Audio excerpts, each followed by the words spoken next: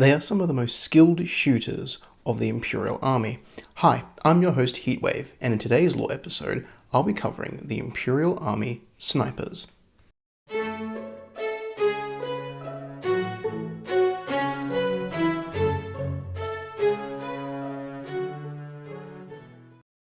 May my shot hit its mark. May it burn the eyes and set the soul ablaze. May it drown my foe in flame, until he is but cinder and ash. Welcome back to the Wings of Fire spin-off series Empire of Pareena. In today's lore episode, I'll be covering the Imperial Army snipers, their training, organization, and implementation into the platoon and company structure, along with a bit of their young history, and talking about one of the most decorated marksmen of the Empire. The snipers of the Imperial Army have a very young history. The Imperial Army doesn't have much care for skilled shooters. Their tactics involve using their speed and strength to close in and engage in close assault. While over the cycles, yes, some inductii have shown great skills with their rifles, having a key eye, but they were never propped up. One inductii who proved his worth was inductii Kiwifruit of the 3rd Line Battalion, 23rd Rifle Company, 2nd Platoon. Kiwifruit is a Pareena Rainwing and grew up in the First City. He was the youngest of 3 siblings. He was always seen as a runt, lower of the family. As a young dragonet, Kiwi had poor reading and writing skill. He found it hard to fit in during school. Kiwi became inspired by the stories of old, the heroes of Pareena, as many dragonets do, I myself included. So after his 9th hatching celebration, he joined the Imperial Army in 2131. During basic training, Kiwifruit showed a lack of administrative skills, leading him to become a generic inductii, a part of a rifle platoon. But he made close friends with the platoon leader, a Ice Wing lieutenant named Pika.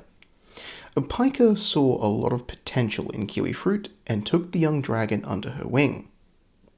Kiwi's first taste of combat would be in 2135. To give you a short story, the War of the Red Sands hit a stalemate in late 2134, the SSG predicting their annexation of the Mojave to only take 90 rotations. They were wrong. In 2135, the current SSG military command was, let's say, relieved of duty by firing squad, leading to a new command group for the campaign. They wished to open up a new front by crossing a small channel and attacking the coastal city of California. The SSG could bring troops quickly into the Mojave and outflank the Imperial Army defenders if they were successful in their mission. The SSG didn't expect much of a fight. They again were wrong. Ever since late winter of 2134, 3 line battalions were stationed near the city, ready to move into its defense. Upon being called, the 3rd, 8th, and 9th line battalions moved in, with the 3rd taking the helm. The Battle of California saw some of the most brutal fighting of the war. Both sides limited what heavy war material they used to preserve the city. This meant that California was fought room by room, building by building. Streets became bottlenecks and kill zones. The battle was hard to quantify a winner, with the Empire gaining ground in one sector but losing it in another. Kiwi's rifle company, the 23rd Rifle Company, was tasked in conducting an incursion into the northwest sector of the city. Their objective was a recreations tower in the far sector of the city. These towers overlook the city and, in a more peaceful time, were a place of meeting and culture among dragons. Now, if they could capture these towers, the Imperials could get eyes on the enemy command post and the layout of their defenses. Kiwifruit made his first mark as a skilled shooter when his rifle section was crossing a generic street. A machine gun opened up on them, killing 3. The platoon fell back into cover, and Lieutenant Piker moved up to assess the situation. Piker made a bold move.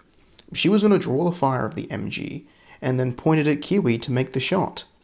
Whether this was done out of his skill or just because he was standing closest to Piker, it didn't matter.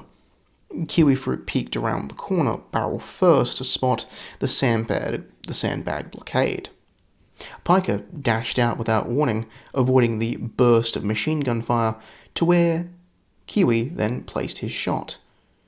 Whether it was luck or skill, Kiwi Fruit landed a clean shot through the sight slit of the machine gun's gun shield, leaving a nice clean hole in the eye socket of its gunner. Kiwi was praised quite highly by his fellow inductee for landing such an insane shot. The 23rd moved forward. It was a slow progression, taking out more gun pits, scaling wire obstacles, running into limited resistance though. They made it to the base of the tower and headed up, dispatching the limited SSG guards inside with talons and bayonets. Well, mission accomplished, objective complete. Well done. Piker tried to radio back to 3rd Battalion headquarters, but wasn't getting anything. Each rifle platoon carried a standard banner, so Piker hung the platoon's banner to signal the 23rd's incursion, and to ask for immediate aid. This was a big mistake, as Piker just alerted her position to the enemy below them. Apparently, the Imperial Army failed to properly identify where the SSG headquarters was. They believed it was in the northeast part of the city. Rather, the 23rd Rifle Company was sitting right on top of them. In a panic on both sides, engaging in a whirlwind of a firefight, with 2nd Platoon rushing in while Piker fought from the recreations tower. The SSG began to withdraw whoever they could and scrambled to evacuate their most senior officers. Kiwi Fruit, up in the tower, began to fire down, yet again showing his skill by consistently landing the same shot, clean through the right eye. The next shot he took was one that would catapult him into fame within the Imperial Army and the Empire abroad. He spotted a dog being hushed away by some attendees. His shoulder boards were bright gold, an odd sight in a sea of red. Kiwi Fruit took aim and put one long beam through and through the right eye. Turns out, this dog was an officer. Not just any officer, not like a platoon leader or a company leader, no. This was a field marshal, one of the highest ranks of the SSG. This one officer was overseeing the Battle of California. With him dead, the SSG began a panicked withdrawal of the next few rotations. This dead officer had a lasting impact all over the SSG's military forces in the Mojave. Kiwi Fruit was hailed a hero of the Empire, and over the course of the war, he trained many sniper students, winning 10 marksman honors and being wounded twice. Now, I just want to talk a bit about his apparent skill or luck as a shooter. Sure, a Pareena Rainwing can track multiple targets with their extra eyes, and their antenna can help pick up movements in the atmosphere. Yet, Kiwi was different. He was strangely known to mutter a few words or a sentence before pulling the trigger. So what? Many inductee recite tales of old as they are engaging the enemy and uplifting their spirit of combat. But each shot would land in the exact same place, no matter what. Now, I've heard that some dragons have a power over the physical plane, but magic isn't real. It's just a bedtime story for dragonettes, right? Magic isn't real. Anyway, the role of the sniper in the Imperial Army is to provide long-range fire support to advancing infantry. And, well, Kiwi Fruit proved that there was a place for snipers in the Imperial Army. So immediately, new sniper schools were trying to be founded all over the Mojave to train these new snipers for combat. The role of the sniper is to also pick out targets of high importance and put fire on them to suppress or eliminate them. If a machine gun is putting rounds on advancing inductee or an enemy officer is visible in the battlefield, it's the responsibility of the sniper to put them down. Snipers also conduct counter-sniper operations and try and keep Imperial officers out of their crosshairs. In 2136, Kiwifruit was tasked with creating a makeshift sniper school outside Shady Sands. The goal was to train at least a platoon of trained sharpshooters before Operation Fractured Jaw in 2138. Selection was the hardest bit.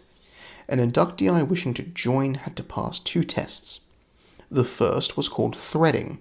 This is where the inductee will be tested shooting at multiple targets at different ranges, between 800 meters to 1,000 meters. At this range, the las beam becomes harder to land a successful hit. While the beam doesn't feel bullet drop or spread, at almost a kilometer, it can become harder to accurately judge where the beam will strike. It's this skill inductee will be tested for. To make it even more challenging, the practice target is in depth, meaning the larger target, with a hole leading to a smaller target behind it, meaning the beam has to pass through 2 targets to count.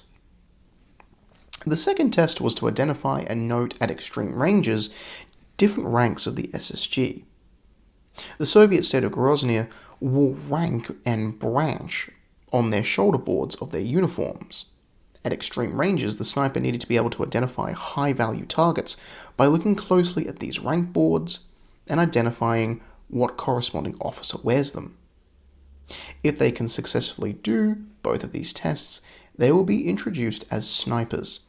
Further training was given by Kiwifruit himself on correct shooting posture, how to utilize their slings for aiming, and where exactly to hit to score a clean kill. This was done by putting a las beam through the right eye. Now, since snipers were introduced during the war, they found it hard to fit them into the current Imperial Army order of battle. They were originally added to the Rifle Platoon Headquarters section to support the infantry. This was in early 2137. By mid-2138, the snipers were shifted to the Company Heavy Weapons Platoon. The new sniper section contained 3 snipers and 3 new spotters. These spotters aided by identifying targets of opportunity. The equipment of a sniper is the same as our tried and trusted inductee, except for their las arm.